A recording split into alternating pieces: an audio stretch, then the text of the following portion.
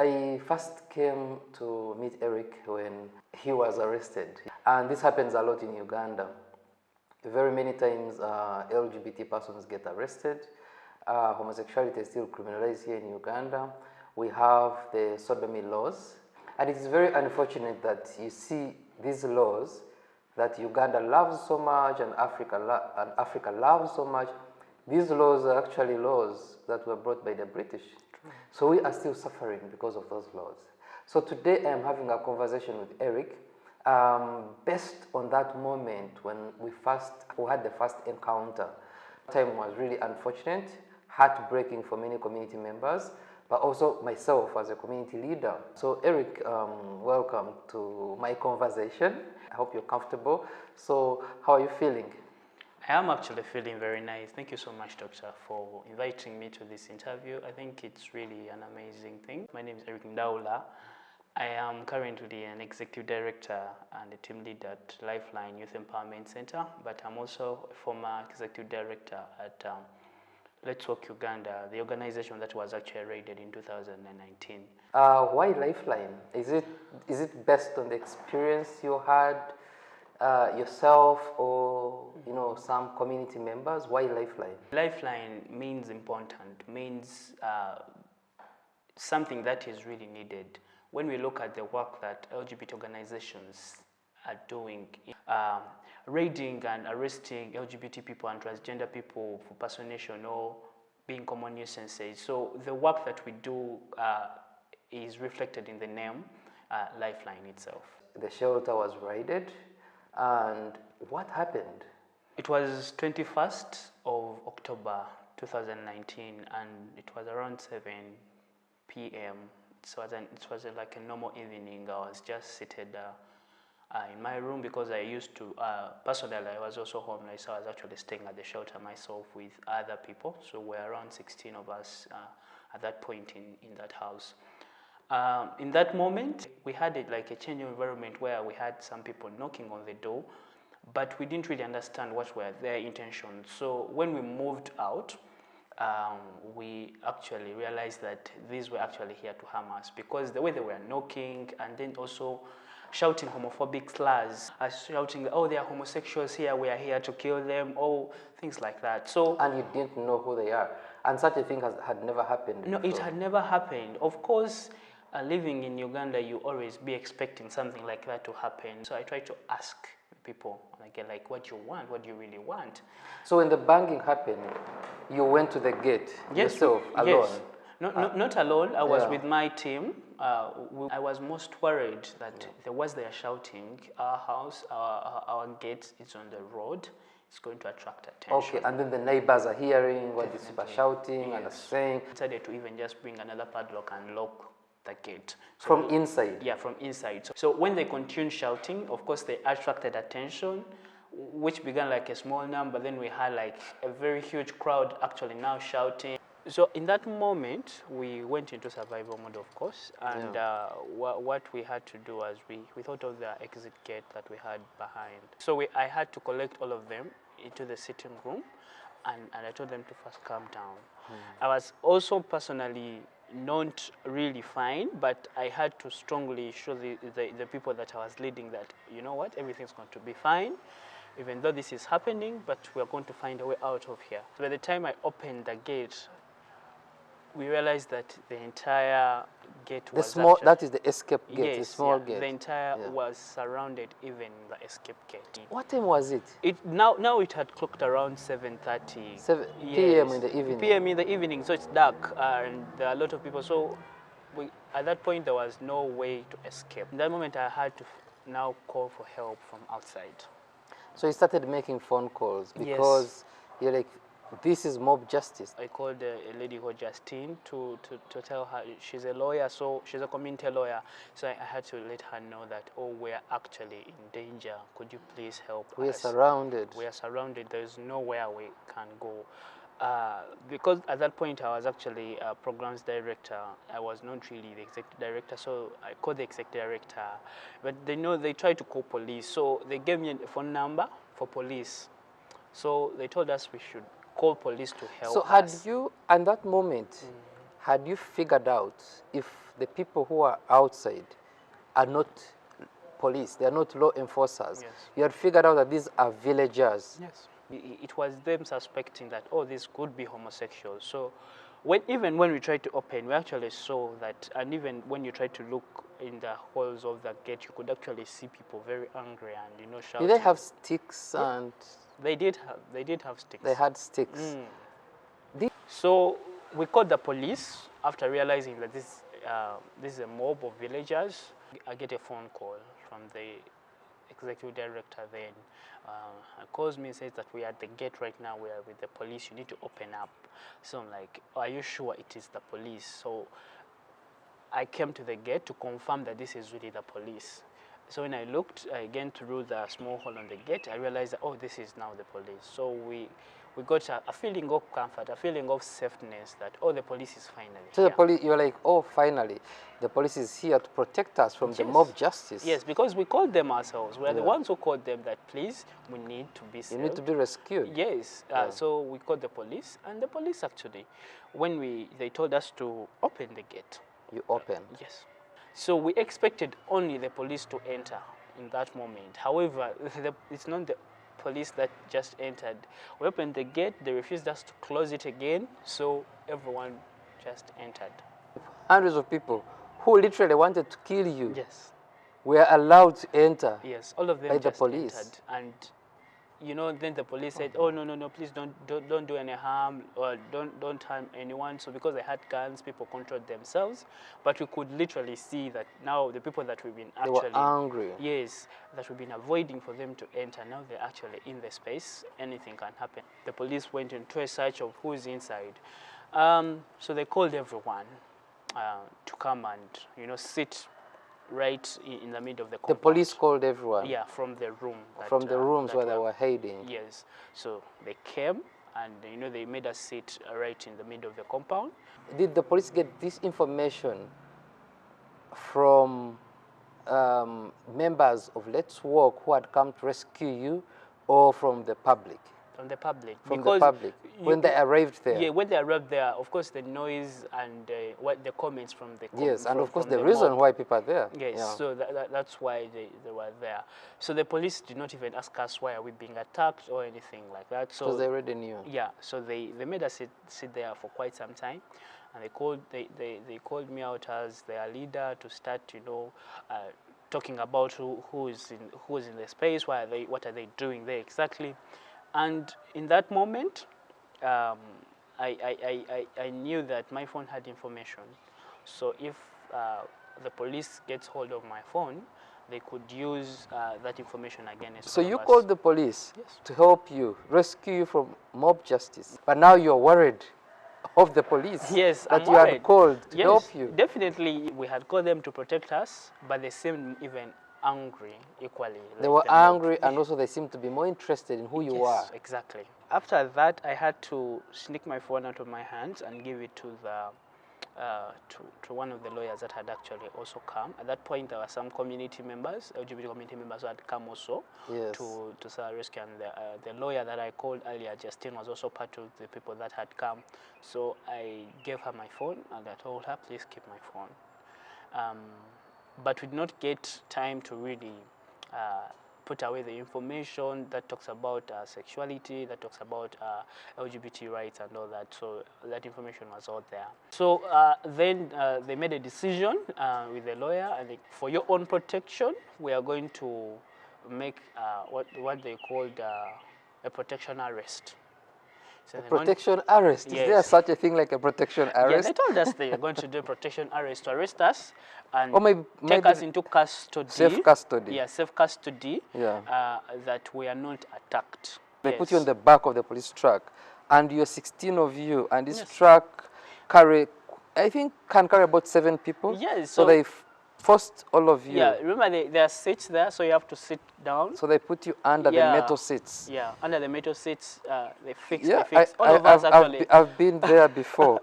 They put you under, they even step on you. Yes. Was any of you handcuffed, or you not handcuffed? No, at that point, they did not handcuff any of us. So they just put you there? They just put us there. Some of them were actually crying, so it was really a very tough moment, and also the intimidations that came from the police in that moment. Yeah. So what time is it there now? Around what time do you think? Now I have given up my phone. I really don't know. By the time I gave up my phone, it was around 9. 9. Yeah. Tell me, after they put you on the truck. They drove us directly to Nsanji police station. Okay. They said Chengera, because now the shelter was in Chengera. So Nsanji police station is like 2 villages away from Chengera. So it's like about I think like 4 kilometers. 4 kilometers Yeah, 4 from the kilometers shelter. away from the So it's a shelter. small police post. Yeah, it was a small police post. How we knew that now we are no longer here for self-custody, but now we are suspects. It was when... Suspects of what? Exactly. We didn't know the charge at that point. Yeah. They started getting our property, registering it in the suspects book. So they registered our credentials into the suspects book. The police, were they aggressive, or they were, you know, still... They kept on, of course, giving us those vibes of homosexuals and, you know, what we're exactly doing there. You people are having sex with each other. That's why you're existing. So that was the environment was already homophobic. Exactly. It was really a homophobic environment. So they put us in the cells. Now the cell, it was, remember, it's a small police post, not a big police post. So yeah. Ideally, it's a room yeah. that should accommodate not more than 5 people. Definitely. But now here are 16 of us. Now half of the room was actually being used by the inmates who were there for easing themselves. It was the bathroom. Yes. But is it a bathroom? It's a whole straight room. And there's no so the other side, like here, the other side, that's where they is there a use cloth to separate? There's no cloth. Nothing. So the liquid also, you know, flows even to this side. Fast forward in the morning, they assembled us with other suspects at the station. We're not actually allowed to be mixed with other, but in the morning we had all to assemble. So it was the officer like in charge, a parade? Yeah, it's a parade. The officer in charge had to come and know who was arrested, why, and all that. So they call out your name, they ask you, why are you here? So they called our names, and every time they asking one of us, like, why are you here? Exactly, you could not explain it. Like, okay, we are told that we are coming here for safe custody.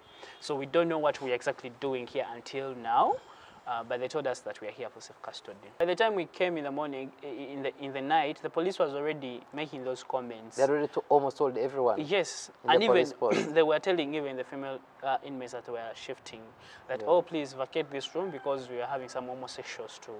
So they had told everyone in the police station, these everyone are knew homosexuals. why we were there. They started calling one by one to make statements in the morning. So everyone was making a statement, what really happened. So everyone was narrating their story. But they kept on asking them, who brought you there? Who brought you there? And you know, people, the other colleagues of mine that were there, they were really scared. So they kept on saying, oh, I was there. Who was feeding you? It was Eric. Who was looking after you? It was me. So my name kept on. So the police that was supposed to give you safe custody is now interrogating. Yes, it was an interrogation. Everyone, and treating you as suspects. Yes, definitely. And that moment there was no lawyer. Our lawyers had not come at that point. Because the lawyer thought we'd put you in safe custody, yes, as the police has told us, and probably in the morning you'll be told to leave. Yes. Yeah. So some of my colleagues were actually given placards written on homosexuality, like this, so to take photos. Why do you think they called the media? Did they say, if you denounce homosexuality, we won't put you before the media, or people were forced? Yeah, they were forced. But also they also kept on saying that you need to pin down one of you to be the one who has been making you or putting you into all these acts of homosexuality so that you don't go down. So they were all targeting me. So they were telling the other colleagues of mine to tell or to make statements, pinning me down that I'm the one who was, you know, teaching them homosexuality and bringing them into homosexuality. So everything has changed now. From self-custody, now you're fully suspect. Definitely. Did you call the lawyers, or no, we when didn't you have a phone? Or you didn't have a phone? We didn't have a phone. And the police didn't allow you No. to make a phone call? No. Lawyers came, and they told us that we're being charged on canon knowledge against the order of nature. Now, from being protected, the police is charging you with the offense of homosexuality, that is canon knowledge against the order of nature. Yes. Because right now, in Uganda, the offense of homosexuality is canon knowledge against the order of nature, which Yes. would carry almost life in Life prison. in prison. Around 3, they came and picked me from the cells. They drove me back to the village where the shelter is located. Yes. But they did not actually park right at the gate of the shelter. They parked around like 1 kilometer away, and they put me on handcuffs. I was on handcuffs. So this time now you're a prisoner? Yes, because but you're in handcuffs? Yes, so they picked only me. They left all the others at the station on handcuffs, barefoot, you know, walking to the house. When we opened, there were some policemen inside there, and You didn't come with these policemen? no, they were actually there. Then they told me that we are going to do a search. Yes. In criminal offences, they have to do a search to gather evidence. Yeah. But So now yes, they are looking for the evidence on homosexuality? yes, to prove that we are actually homosexuals. Okay. So they started searching room by room. When it was just me alone. So they were collecting weird things like condoms. They found lubricants. They found CDs, the discs, like normal things someone could find in a home. They found tablets. The lawyer then told them that whatever you've actually gathered here cannot be actually used because you searched the house with only one person, yet this person does not stay in the house alone. All the other people were brought, but they were told to sign a search. Is it A search warrant? Yeah, I think the search warrant. Then there's somewhere they have to sign to prove that okay, we are there, we witnessed this search and all that, Yeah. and we prove that everything is here. So is ours. ideally, they don't even know what they are signing. So they were just told to sign. Yes, they were told to sign, but the lawyer told them, please don't sign, and we also stood our ground that no one's going to sign. Because we are not here when you people were actually doing the search. Yeah. So they told me to sign because I was there. So I signed, and we then waited for the area police commander to actually come. The police commander came, and you know there were a lot of gunmen, and we were literally treated like terrorists in that moment. I like, can imagine. There were gunmen, like 30 of them in the Oh my space. Were then again loaded back onto the vehicle, drove back to The truck. The truck. Put on the police truck, on the police truck. Yes, again. then we again now drove back to Taken back to the police the station. police station. At that point, now it's around 6 in the evening. 6 in the evening, but we have not eaten anything since the other night. You haven't had a shower? No, You haven't eaten nothing. anything No. since 6 p.m. Yes. the day before? Yeah, they actually found us, by the time of the raid, we were actually cooking our supper. So we had not eaten. You hadn't eaten anything? Some of our friends, they had come to visit us, but they told them that, no, it's past visiting time. So no one was allowed No one to was visit allowed. you Even those or speak to you? who had brought for us something to eat, they told them that it's past visiting time, past eating time for the suspects. They cannot eat. In the morning, so the lawyers wanted to talk to us to find out how we are, have we eaten something. So we told the lawyers that, no, we were denied food. That is more than 24 hours. Yes, now. You've been denied food. Yes. You haven't had a shower. Yes. Nothing, not even water. Nothing. For over 24 hours in police custody. Yes. That is torture. Yes. That day, it was, again, after talking to the lawyers, we still didn't have the food. But the lawyer said that we shall get food later in the day. So at around 1, we are still in the cells, but now I see the vehicle, the police truck, again being put near the room that we're held in. Yeah. So that was the same thing that happened the other day when they were taking me for search. So every time you see the police Yeah, truck, you know something is going to happen. Yeah, so now I see this truck, but now this time around they load all of us there. That is the third day. Yeah. It's almost 48 hours. You haven't eaten anything. Yes. So we were loaded on the vehicle and now taken we drove through Kampala. Yeah. Yeah, remember? You drove through Kampala, which is the Sanji is city. in Wakiso, Yeah. so I drove through the city Yeah. to to an area, of course, that I knew. It was in Zambia. Yeah. So there is a barracks in Zambia. Yes. And the poster to enter the barracks is called the anti-terrorism unit. Yes. So are you worried that are we now being suspected of being terrorists? Definitely. Some of them asking us questions, or how do you have sex, you people? Like, so they knew that we are here, but we are homosexual. So they told us the reason that's why they brought us into the barracks. They have a room that they do the medical examinations. So they told us they were here for annual examination.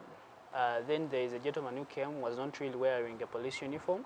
So he introduced to us as a doctor. He did not mention his name. Yeah. But he said he's a doctor, he's a police surgeon who's going to do an examination on us. But he said that I'm going to do these examinations. I don't have any mass on you people because I hate people like you. So they started calling one by one. Of course, after the speech from the doctor and telling us everything, they called the first person. Was a transgender woman they first called, and they took them in the room. The person they took, it took almost 2 hours to get done with the person. Yes, we waited and waited. By the time they started their examinations, it was around 6 p.m. And now, when I entered there, it was becoming darkish. When you got in the room, and they're going to perform these very derogatory and inhuman annual examinations, they first ask you questions. Yes. So what sort of questions they ask? So the doctor wanted me to tell him my story, how I got into how you got involved into homosexuality. Yes, what happened? Did someone harass me? Was I forced? Was someone paying me to do everything? So it was, and then he started bringing out the Bible, telling me, preaching to me, telling me a lot of things, talking about traditions, and he was talking about a lot of issues. So you had a conversation for almost an hour, and then he was filling in the form. Then at that point he said that, okay, I think we are ready. I'm going to examine you to confirm that whether you ever had no sex before. He said that, okay, now you're going to remove your pants, put your pants down, lie. There was a bed. So you told you take off your clothes? Yes, take off your clothes and lie. There is a bed that you have to lie on, and make a 4. So a 4 is like one of your leg is straight, and then another one comes and crosses like this while you're facing down on so you're lying on your tummy? Yes, you're lying on your tummy. Yeah. One leg straight, the other leg crosses over to make a 4. Okay. So it has a clear picture. So, but in that moment in the barracks there is no power. Like it's dark, electricity is dark. off. There is no. So what is the room? The room is dark? The room is dark also. And so there is a female, I don't know whether officer or nurse, because they are not wearing any uniforms. Or the other female is supposed to hold the phone. But a phone? Yeah, a phone. They're using the phone light. The phone light. So we don't know whether it's recording or it's just phone light. The way they examine is, I think they look at, okay, whether you have any wounds or you have, or you lose. So the wounds they have to first look, but then for purposes of knowing whether you lose or not, they have to. So they get a torch. Their fingers. Then they gets first finger, see whether there's any challenge for him to enter. Then he gets a second finger. So he actually inserts his fingers in you. He does. Then he was like, okay, I've made a conclusion that like there's a lot of red signs that you've really had no sex. By the way, annual examinations cannot prove that someone has had penetrative sex, and also annual examinations cannot be used in court as evidence of penetrative sex. Examine each and every one of us. All the 16 went through the same process. One of my colleagues tried to, resist, and he was beaten. Was tortured for resisting the annual examinations. Was beaten. seriously. So I had a 1,000 shilling note that I had really kept in under my pants, that I talked to one of the officers who was guarding us, and I told him that I really need to make a phone call. He told me he doesn't have airtime. I gave him that 1,000. He told me, okay, make it quick. While back at the station, the lawyers had written their numbers right on the small paper that I had. So I called one of them and I told them, where are you guys? Do you even know where we are at this moment? It's really in the middle of the night. We're not at the station. I told them where we are. They told me that they tried to come, but they were denied entrance to the barracks, telling them that's past time for visitors. So everyone was getting done, was being loaded now on the vehicle. Yeah. Loaded in the vehicle to wait for the others. It even began to rain. Now, you know the vehicles are open. It's raining on you, and you haven't eaten anything. And this at 3 days. We haven't eaten anything. So you've been tortured, sexually assaulted, and denied food. They drove us to a place in Bulenga. That's where then they dropped the doctor. Or the doctor, or they had... The doctor who was operating on us was also with us in the vehicle, so he was dropped there. At his home. At his home. Yeah. So then again they began the journey back to the station. To the station. So at the station we found some people waiting for us. They had brought food for us, but they told them, no, it's past time. We are shivering, soaking, wet. You're cold, you are wet. Cold. It's still raining at that point still. So they put us in that, again, cold room. Nothing to eat, nothing. 3 days. The only thing for us to be able to warm ourselves, we had to remove the clothes, because the clothes were now becoming really cold on our bodies. They're wet, yeah. So we had to, just remove the clothes and be in that room like shivering. In the morning, when it clocked in the morning, again the usual paraded us, suspects, and that is day 4. Day 4. You haven't eaten anything. Still nothing. We overheard them saying that they're taking us to court on that day. Or they are gathering their evidence. They have everything that confirm that we actually are homosexuals. Yes, so they're taking us to court and all that. So on day 4, around 1, they 2. gave you some food. Yeah, the food that was brought to us the other night. So they gave you, but that is not even food from the police. That is food that was brought by your colleagues. Yes, by our colleagues. So they brought it and they gave it to us. And you had some food. Yeah, we had some food. On that same day, that's when I think around 5 in the evening, that's when they bring us out and they said that they have granted us police bond. They gave us a timeline to always report back. To go back to the police and always report back. Yes. We are taken to a hotel by the people who had actually helped us. Yeah. Spent there like a few days. But this had really distorted so many lives. But one of the people that were with was actually supposed to do their senior 6 exams. I remember there were some people who had to do their exams. Yeah, what since they were inside there, they lost. Some people were not open. Yes, especially those that were living in the same area where the shelter was. Yeah. They were outed. They couldn't go back home. They were disowned. They were disowned. But here we are. We cannot go back to the shelter. We don't have anywhere to go. We could not stay at the hotel for long. So we were then hosted by a sister organization called Happy Family.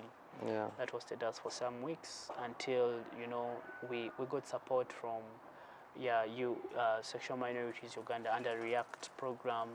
Assisted us with support, but also people out there, individuals who saw our story, who were following the developments. We put out a GoFundMe campaign that people responded to and helped us to find home again. Yeah. But we kept on reporting, but still they were not charging us of anything. I think after like 3 months of reporting every time to the police station, they told us they are finally dropping the charges. But also I think the charges were dropped majorly because of the pressure, because then this case became really public and many different partners, both local and international, got involved. and there was a lot of pressure on the police. The whole trauma and mental health of what you went through, does it always bring back those memories when you see a policeman, when you see a police station? It took me quite a long time to even get used to passing near any uniformed personnel. After we were released, we had complications. Yes. We got boils on our body because the floor that we were sleeping on was really dirty. So you got a lot of skin diseases. Yes, got a lot of from skin diseases. from the filthy, Exactly. dirty Yeah. prisons, or police cell. The mental health challenges that came with it, up to now, they work with us. Every time these raids keep on happening, we can just imagine what these people are actually going through. Think of pursuing this and, you know, holding the police accountable for all this, and yes, definitely. and maybe the doctor, Definitely. because I feel Actually, like we were reached out to us by Human Rights Awareness and Promotion Forum to file a case at the UN with the UN expert on SOGI. yeah, And to file a complaint against an examinations that were performed on us. yeah, At that point, we actually have the will to put an end. an end to this, because when you don't speak up against this, it will just keep on continuing to different people every now and then, and people who do it just feel like they are obligated to do it because they are probably doing a country favor. So how are the other 15? Are you in touch? Do you hear from them? How are they doing? I hear from some. Some of them have actually were not able to stay in the country because of being outed their communities, and they kept on being identified, especially by the people who shared photos and videos of them being arrested and why they were arrested. So some of them had to leave the country, but some of them were still in touch. We catch up, and of course they have not healed. They have not healed. It takes time to heal from the traumatic experiences that happened. I was speaking to my colleague yesterday about speaking to you today, and I could just look at their face, and they were scared. Because we're going to talk about prison, they're like, oh my God, prison? I hope I never go back. The time we were arrested, and when the lights went off, my colleague was very sure that sexual assault is going to happen, because we were mixed up with other prisoners, and we were in the same prison cell with trans men, trans women, gay men, with other people, all of us inside. And the police had already told the inmates that we have to examine these people to check their genitals, because we understand they are transgender persons, and we don't know who is trans or not. And in fact, I told the police that I identify as a cisgender man, identify as a man, so you don't need to check me. They said, no, we have to check everyone to confirm what genitals you have and determine what cell to put you. But before doing that, the inmates knew, so the inmates were looking at us and saying, who is who? So we could hear them saying, once the lights go off, we have to sexually assault these people. But fortunately, when the lights went off, about 5 minutes, they came on again, and we were taken out of the cell, and we stayed out there for a few minutes, and then we were let go. So I can imagine the trauma. So when I was telling my colleague I'm going to speak to you, the trauma came back. But telling me your experience is horrifying. It is horrifying. Like human beings, how can a human being do such a thing? So I hope you really heal, but I really hope that someday this annual examination can be stopped entirely, and also the parading of LGBT persons before the media can be stopped. So thank you. Thank you so much.